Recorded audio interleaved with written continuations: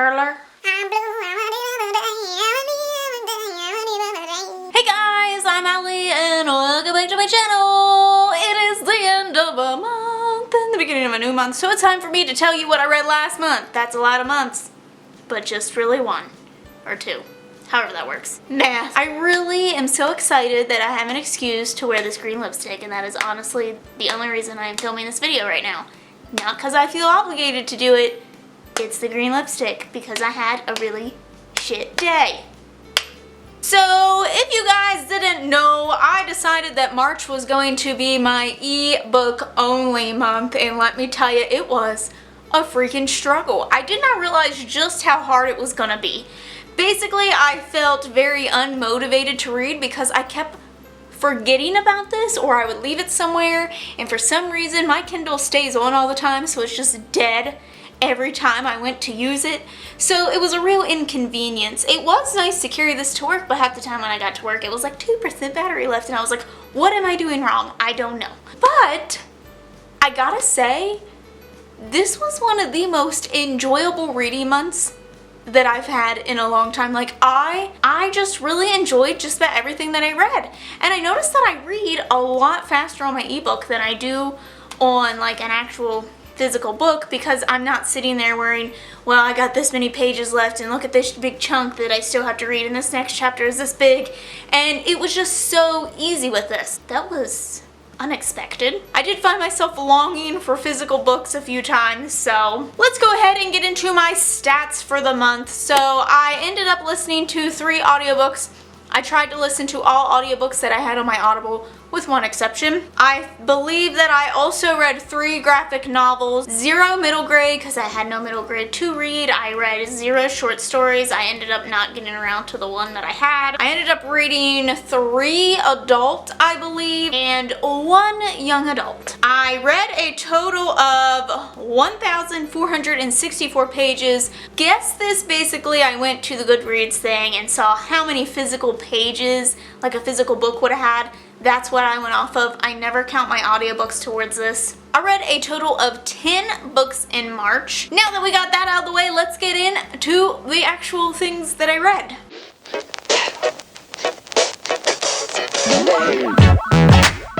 As always, I'm going to leave timestamps down below so you guys can click around to whatever it is that you want to see. You guys really enjoy this, and I'm glad that you thank me for it because it makes me feel like my work is not for nothing, so thank you. As always, I'm going to start out with audiobooks. Again, I read 3 audiobooks. One of the first audiobooks that I listened to in the month was Girls Made of Snow and Glass. Really making my way through this. I really took my time with it just because it is a little more complex fairy tale retelling.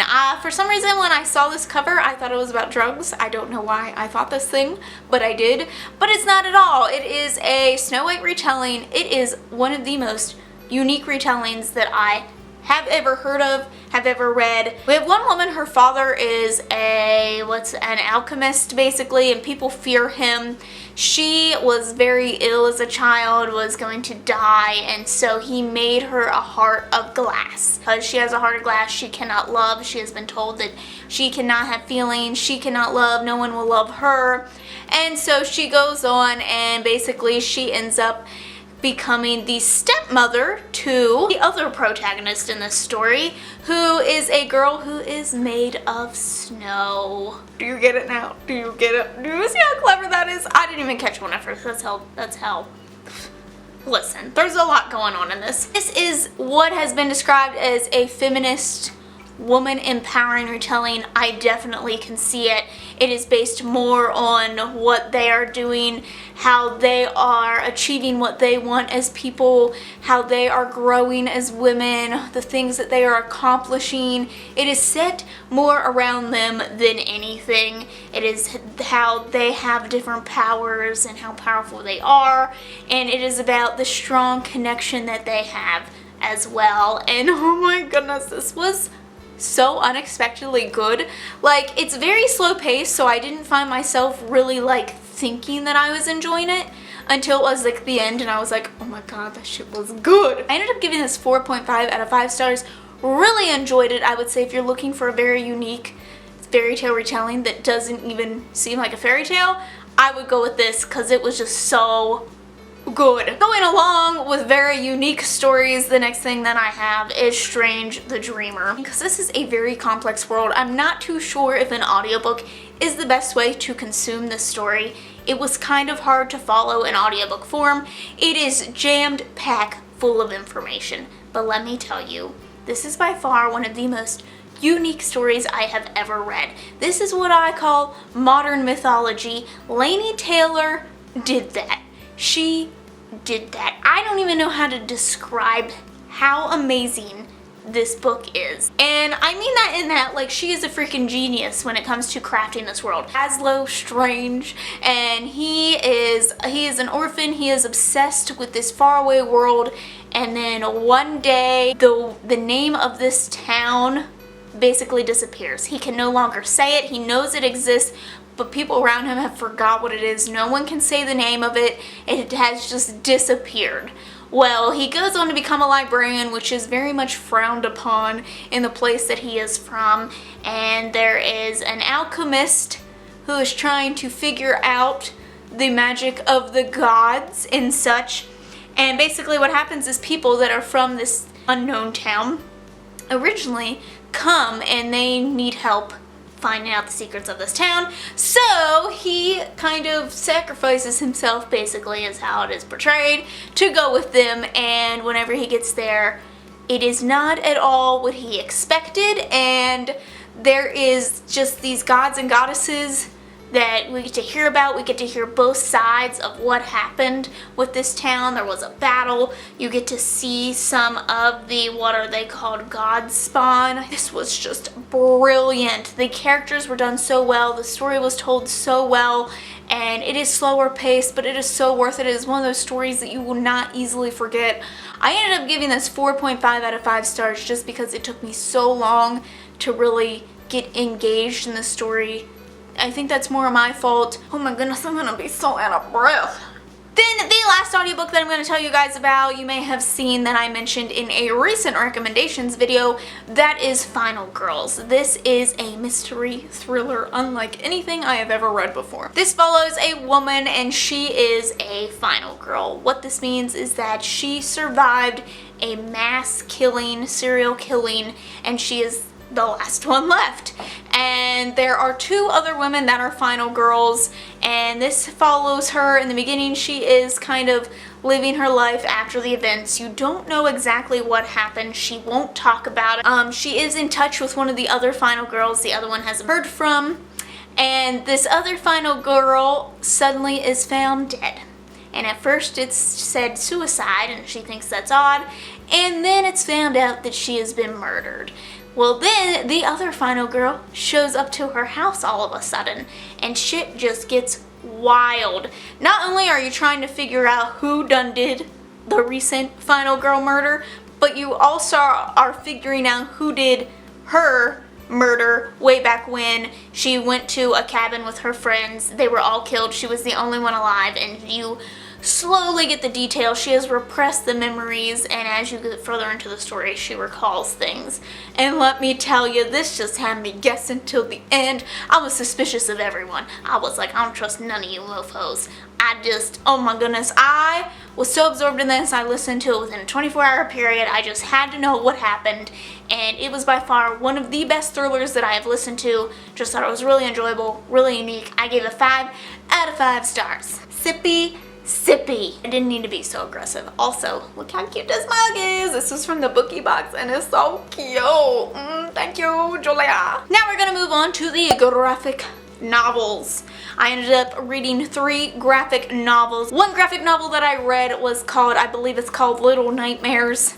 So the thing with this is that I picked it up not realizing that it's based on a video game series. I know nothing about this video game series, so when I started this, I was so very, very confused. So very confused. It is a very short graphic novel at that. Nothing is explained. It's kind of all over the place. I don't even know what to tell you except for it's like these little people, and there's like this nightmarish world around them. There's all kinds of like weird illusions that don't make sense. Apparently the one girl was like, her and her friends like snuck into this house and there was these mirrors and she got trapped in a mirror, which is how she got into this world. Listen, I don't know what this was about. I didn't enjoy it while I was reading it. There was no explanation. I don't even care for an explanation because it's probably not good enough for the mess that was this. I gave it 1 star because it was not fun. I felt like I was losing my mind while I was reading it. Then we have 2, which are some of my faves. We have Lumberjanes Volume 8. I think this was Volume 8. Oh my goodness, I can't believe we're already on the 8th volume. As always, I ended up giving this 5 out of 5 stars. I just think these are so enjoyable. This is about an all-girls camp. It is just full of magic. There's all these crazy things that are happening around their camp, and it follows one group of girls' friendship to the max. They are just so awesome. They all have their different strengths and abilities, and there's just all kinds of weird stuff going on. There's like dimension travel, there's like these magical dinosaurs, birds. I thought this one was lots of fun because we got to see some of the other campers. We got to see a little more into some mythology.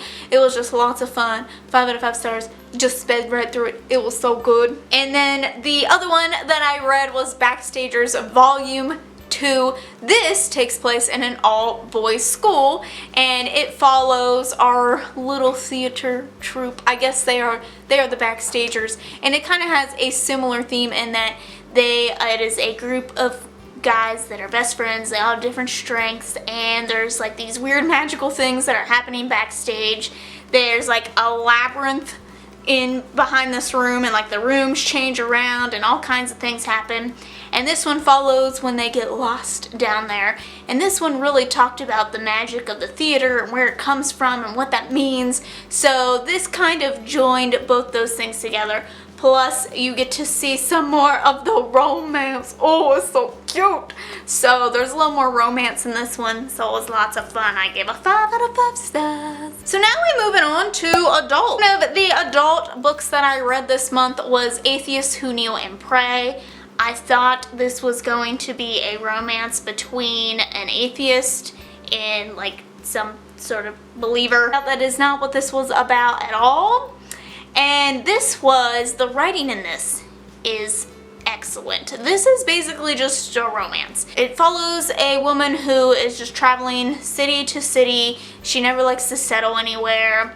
One day, this musician comes into the bar that she's working at and just really leaves this impression on her. He keeps coming back, and he says that he wants her to be his muse. This is told very philosophically. It's very poetic. The writing in this is beautiful. There were so many parts that I had highlighted because I was just so very impressed. It was also really nice because I honestly am more of a realist, especially when it comes to relationships. Like, I will read the dreamy stuff in books, but I'm definitely more of a realist myself. So it was nice to see some of the thoughts that I have portrayed in a book. It reached a point where I just became so very annoyed with these characters just because they were either trying too hard to be like philosophical at some point, or like the point was just like they would say something and the point was just like way in left field or something. And also the relationship is just very annoying. I feel like they contradict themselves a lot. They didn't always stay true to their character. And then on top of that, they had kind of a shitty relationship and they probably shouldn't have been together. And they were just kind of crazy with each other. And it just really started to bug me. There are some like cute parts in this, I guess, but for the most part, there wasn't a whole lot of good to balance out the bad that I saw happening between them. I also was very annoyed because the term atheist ended up just being used for her not believing in love, and that's not really how that term works, and I found it more unsettling than I thought I would. It was an enjoyable read, and I did find myself like not wanting to put it down. It was good for the first half, but then we also have these switching points of views, and sometimes it was a little repetitive. I didn't think the relationship was all that great, and overall it ended up just not living up to what I thought it was going to be. I thought I was going to love this, and it just didn't happen. I do believe I gave this 3 out of 5 stars. It was just kind of eh. I also read A Beautiful Bastard, and I did read the ebook of this. I don't own it, but I read it through the library. I was looking for some nice, fun smut, basically. That's what I was looking for. I was looking for a quick read. I read this in one sitting. It was just lots of fun. It is about a hate to love romance. It is between a girl and her boss. He is an asshole. He is known as Beautiful Bastard. They are just so mean to each other. They just really dish it back and forth. This, I think the most this went without sex was 5 pages. Like, you are right into it. Second page, you having sex in this book, and then it's like, it does not stop. I was kind of tired reading it. I was like, oh my god, girl, you gonna be raw. So if you're looking for smut, it was fantastic. I do think for the most part it was really well written as well. I thought that the characters were really well done. I thought that there was a decent amount of character growth. We got to, you know, I just thought it was a really good storyline on top of that. Like, there's just like this back and forth between them. It was just lots of fun. Not even gonna lie, it was just lots of fun. Thought it was well done. If you're looking for a good smut, there you go. I gave it 4 out of 5 stars. I think I'm like the only person who hasn't read that when it comes to smut. Like, that's like up there with 50 Shades. It's like you read 50 Shades and you read Beautiful Bastard. That's what you do.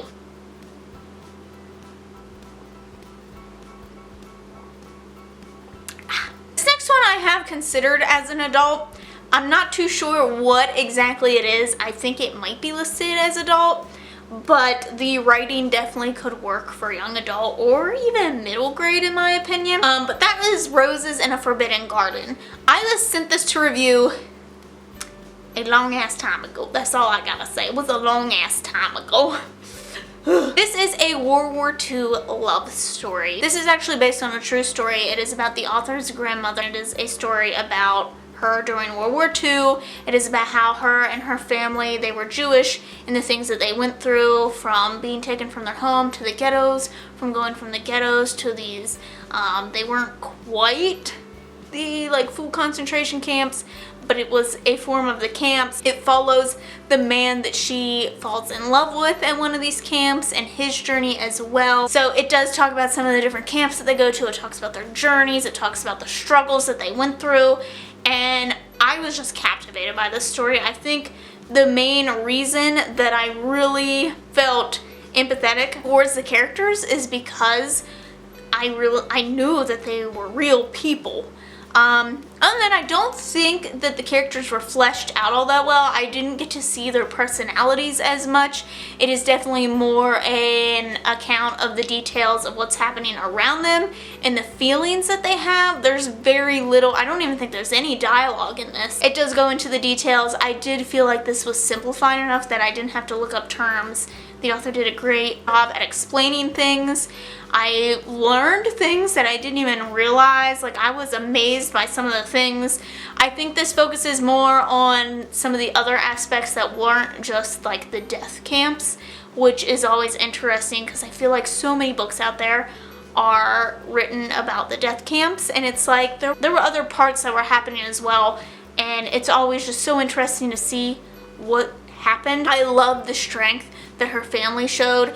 They stuck together. They sacrificed so many things to be together. I also will say that I don't think this was so much a love story. While I think that's nice and it plays a part in the story, I don't think it was like the #1 thing that I really cared about, just because it wasn't built up. It just happened and was there and you knew about it.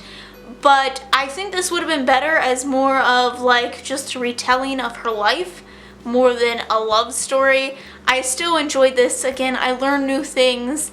It was a pretty quick read, and I give it 4 out of 5 stars. If you're looking for a nice World War II book, I would pick it up. Okay, now we're moving on to the young adult. I have 2 young adult books. Okay, well, I lied, and I only have 1 young adult book to tell you guys about, and that is Eliza and Her Monsters, and I am so glad that we're talking about the best for last, honestly, because this book, put it off, because I was just like, It's a YA contemporary romance. It's about a girl who she makes her own comic series online, and one day she goes to school. She's very quiet at school, doesn't have any friends. She goes to school, there's a new kid there, and he's being picked on, and she actually stands up for him. She's not really sure why, and he has some fan fiction for her comic series. Well, her identity is secret, and they start getting close, and she isn't sure if she's going to tell him who she is. There's also some other aspects of this story, and let me tell you, I started this book thinking this is going to be meh, this is going to be an okay read for me. I read this in one sitting. I stayed up till 4 a.m. to read this. I sobbed my eyes out. I was just, one thing I was just reading it, next thing I knew I was just crying. I was just a sobbing mess, and I don't even know why. I don't. I think it might be because this book is so extremely relatable. Our main character, she's kind of, you know, she's an introvert. She is very much her friends are all online. She has a family that doesn't quite understand her. She has anxiety. It really goes into the anxiety on this, and I just felt like I connected so much to that. I also really love the love interest. Wallace he is such a dear, and I just thought he was so refreshing because he was also an introvert himself. He's very backwards. I just loved that. I love that he was just so cute and precious. And there is a scene in this that, like, word for word was something that happened in my life, and I lost it during that scene. It wasn't even like an impactful scene. It was just how this book was written was so relatable.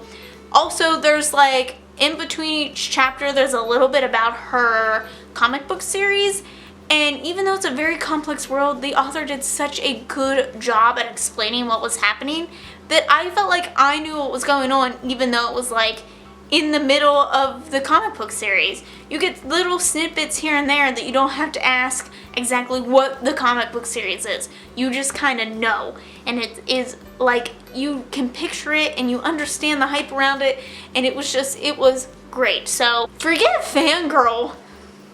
I'm replacing with Eliza and Her Monsters. This is the one for us nerdy people on the intranet. That's how I feel. This was just amazing. I gave it 5 out of 5 stars. One of my favorite reads to date. It was just fantastic. I can't stop raving about it. I still feel so many things towards that book. It was just so freaking good. That is the 10 things that I read in March. I hope that you guys have liked this video. Let me know some of your favorite reads from this past month. Don't forget to subscribe to see future wrap-ups from me. Thanks for watching, and I'll see you the next time. Bye!